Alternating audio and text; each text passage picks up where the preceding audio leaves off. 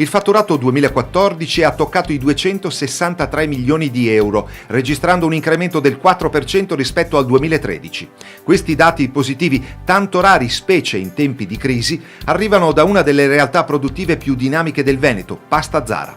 Lo storico pastificio di Riese Pio X in provincia di Treviso, che vanta oltre un secolo di vita, è oggi il più importante esportatore di pasta nel mondo. La crisi c'è, la crisi si sente, anche per noi esiste, non è che Pasta Zara sia immune alla crisi.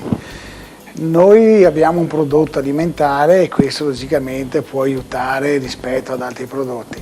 Allo stesso tempo però siamo distribuiti in 106 stati e penso che sia questa una delle chiavi vincenti.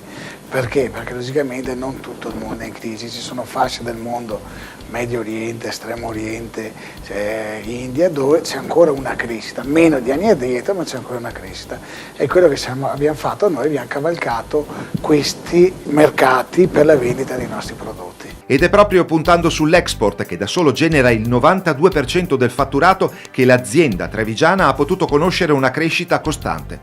Le economie emergenti sono ghiotte di pasta italiana, a cominciare dall'Africa e dall'Oriente. Negli ultimi anni però la globalizzazione e il prezzo del grano sempre più fluttuante hanno lanciato nuove sfide. L'export è totalmente cambiato, primo perché abbiamo più concorrenza straniera. Secondo, il prezzo della materia prima è instabile, mentre una volta c'aveva molta più stabilità. Dunque l'export, come la produzione della pasta, è cambiato totalmente. Però bisogna continuare a comunicare soprattutto il Made in Italy, anche se questo ci viene rubato, perché la nostra pasta è una pasta italiana. Anche se facciamo marchio privato, però è sempre un Made in Italy e questo bisogna valorizzarlo, e tanto è vero che nella nostra comunicazione noi stiamo parlando del primo piatto all'italiana. Per penetrare efficacemente questi mercati è necessario dunque essere presenti nel territorio. Per questo è stato aperto di recente un ufficio commerciale ad Alessandria d'Egitto e si sta riflettendo sul potenziamento della rete di vendita in Cina. Noi abbiamo aperto un ufficio commerciale in Egitto. Questo ufficio commerciale serve per promozionare, per vendere i nostri prodotti in tutta l'area del Nord Africa e Medio Oriente.